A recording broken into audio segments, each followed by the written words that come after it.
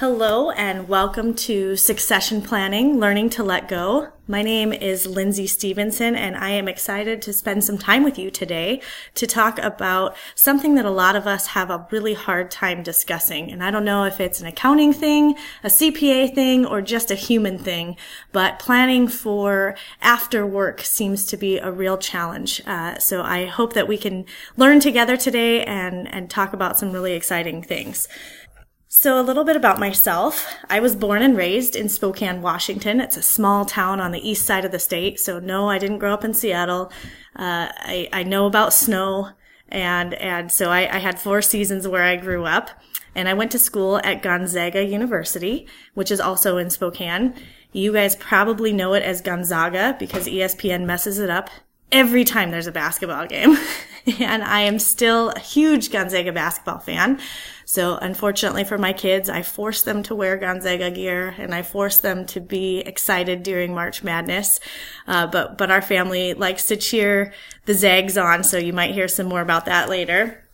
I started my accounting career in public accounting in a small firm in Spokane, but where I spent most of my public accounting life was in a firm in Arizona, Walker and Armstrong. Great firm, incredible partners. I had the opportunity to work in both audit and tax for the majority of my career. So I felt pretty well-rounded. And about 3 years ago, I transitioned into business and industry, and I took a job with a bank in South Dakota. You're probably asking yourself why I would choose to leave Arizona to move to South Dakota. But that was a choice because our family lives here. So my husband and I decided that it was time to spend some time with our family. And so just like everybody loves Raymond, I bought the house right next door to my in-laws. So we are a real tight-knit group and I really enjoy my time so far in business and industry, learning a lot about banking. And that was an industry I didn't have a lot of experience in. So I'm the vice president of tax and finance there and see something new every day. And just this year, I am now becoming an entrepreneur. So I started a practice called Origin Evolution, and I am focused on helping CPA firms in particular align their purpose with the way they strategize and develop their culture. And so I'm pretty excited about that. From a personal standpoint, I have 3 boys. They are my world. I have a 17, a 15, and a 5-year-old. And so we run the gambit. Everything from prom to first taekwondo class has been this year. So next year I will be in the unique position of having a senior in high school and a kindergartner. I have a wonderful husband who is also an entrepreneur, great supporter. He's a good guy. You'll probably hear some stories about him. And in terms of what I love the idea of finding a purpose. And because you find that purpose, you're able to innovate. And so we're going to talk a little bit about that today in terms of succession planning and how to find our purpose. So let's dig in. So what are we going to do today? Today we are going to talk about the results of a couple of PCPS surveys, and we'll get into what PCPS is when we get to those surveys. There was a 2017 survey on top firm issues, and then there was a 2016 survey on succession planning in particular. And so we'll cover both of those. We are also going to discover why our natural inclination as a human being is to hold on to things and how that keeps us from being able to develop a realistic and meaningful succession plan for our organization. And once we get past that, we're going to talk about how we can use our own firm's data and personnel strategies and the culture that we already have in place to develop a succession plan. And I know that might seem foreign because we all really like the checklist approach, but we'll talk a little bit about why these things are really important to how we develop our succession plan. And at the very end, I'll give you a few resources that you can connect with, mostly through the AICPA in terms of actual documentation, checklists that I know you all love, that will help get you started on the path to succession planning. So that's what we're going to try and accomplish today. And I look forward to your comments to make sure that that's what we actually do. So let's dive in. So how do you feel about succession planning? I'm guessing that a number of you that are listening to this webcast are in the position of starting to think about what your succession plan looks like. So that means that you're likely in the advanced experienced age group of your firm, and that you are probably the decision maker in your firm. And so you're considering, what does that look like for me? You may be the CFO at an organization that you've been running that department, that group for a very long time, and you're considering what your exit strategy might look like. And there could be a number of you that are new in terms of an emerging leader. So you may be a new partner in your firm. You may have just gone out on your own and started your own firm. You may be the controller looking at the CFO position. So there's probably a gambit of people trying to figure out what succession planning looks like. And I think most of you would agree that succession planning seems to be the elephant in the room. Right? Nobody wants to talk about it. When I was at the firm, that I spent most of my career at, there were times when, we'd ask the question, hey, what's the plan? What happens, when you're ready to throw in the towel and say, I'm going to go spend the rest of my life on a beach in Maui? What does the organization look like? And it was sort of this weird pause. Nobody really knew what to say. And then the usual response was, oh, we have a plan in place. Don't worry about it. And so I think a lot of us believe that we'll figure it out when the time comes. And the reason that this is not the greatest approach to succession planning is because we can't plan for every contingency, right? We can't say, well, we'll deal with it in the future. And what if, our family gets sick and we need to spend more time at home and we just cannot run our practice anymore? What happens if this new opportunity comes along and, man, I love my firm, but I really want to go and do this and I want my firm to continue. What am I going to do with my firm and all the people that work for me? Right? Those things are coming up. Those things are happening in our profession today, and we're not prepared for them.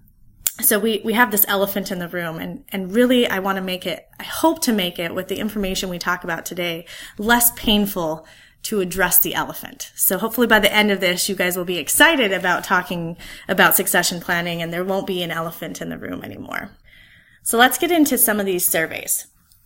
So for those of you that aren't aware, PCPS is the private companies practice section of the AICPA. And those sections, they have a multitude of sections, and those sections allow AICPA members to also pay an additional membership fee to be part of that section and get access to information that's particular to that type of group. So they have a tax section, they have a business and industry section, they have an audit quality section. So there's probably a number of you as small and mid-sized firms that would be members of PCPS. If you're not yet, you should definitely reach out to them. There's a lot of resources and tools that we'll talk about later on in this slide deck that you would have access to. If you are members, you already have access to this information. So let's talk about this survey. Every other year, the AICPA conducts a biannual survey to figure out what firms identify as top issues or major challenges. So in 2017, they produced the survey again, and they gather information from firms of different sizes. Now, before 2007, the survey that they produced was actually not broken out by firm size, so a lot of the information they were getting was actually skewed. So if you look at results prior to 2007, what you'll find is a lot of the big firm issues tended to be at the top that weren't really realistic for some of the smaller firms. And we'll see on the next slide some of the differences in firm size in terms of what they identify as challenges. The other thing that's great about this top issues survey is that it's used to understand the challenges that firms have. So it's not just about, where is your firm at, or how are you serving your clients, which those are also included in the survey. A big part of it is saying, what are your top 5 issues? And so basically, one of the survey questions says, what would you identify as a top issue for your firm? And firms select those, and then when all the surveys are correlated, they're able to identify the top 5 across the industry by firm size. And so I think you'll be maybe not surprised. I think when you see the slide and you can see the differences, you'll be able to say, yeah, my firm is definitely there. So let's take a look at this. So based on the 2017 survey from PCPS, all firms with under 20 professionals included succession planning in their top 5 challenges. Now, this is really different from what it was 10 years ago, when succession planning hadn't even actually made the list. So sole practitioners have it number 5, 2 to 5 professionals have it at number 3, 6 to 10 professionals have it at number 2, and 11 to 20 professionals have it at number 4. So it sort of runs across the board, right? Nobody has it at exactly the same place, but all firms that basically aren't big 4 firms or large regional firms are saying that succession planning is a top concern for them. So the question for you is it on your list of top 5? And I think a lot of you, if you're listening to this webcast, it clearly is on your list of top 5. And so you're not alone. Okay, so it's important to know that while you probably feel frustrated and you probably feel like it's the elephant in the room, you're not the only one that's feeling that way. So take some solace in the fact that as a profession, we are all struggling with this, and it's a good time to be able to say, how do we move forward? So let's talk about why it's happening. So this slide is from the AICPA. They were kind enough to provide it to me. So this slide represents the number of people in the profession and their age. So it goes all the way from 1993 through 2016. And if you look at it, it's kind of hard to tell what's going on here, right? So if you look at the slides, you can see that 2/3 of the profession in 2016, so that's the blue, green, and dark green, 2/3 of our profession is over the age of 40. So we only have 1/3 of our profession that's coming in that's under the age of 40 in 2016. Then if you look at it in even more detail, you'll see that the light blue or the middle blue in the middle range, that's about 1/3. So about 1/3 of the profession is under the age of 55, and the other 1/3 is over the age of 55. So what does this mean from a succession planning standpoint? Well, what it means is we have 1/3 of our profession that's looking at exit strategies, right? If you're over 55, some of you, if you're in a multi-partner firm, are looking at required retirement dates that range anywhere from 65 to 70, and maybe even 55. If you're in a sole practitioner firm, you're looking at it and saying, how much longer do I have to work before I can sell my practice or transition my practice to somebody who's currently working for me, or whatever your exit strategy might roughly look like.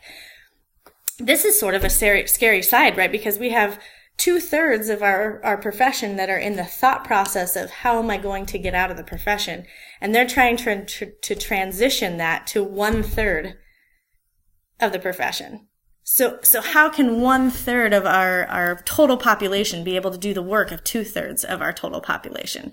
That's kind of a scary prospect, right? So by not having a succession plan in place, we're basically just rolling the dice and hoping that somebody's there to pick up our firm when we're ready to leave.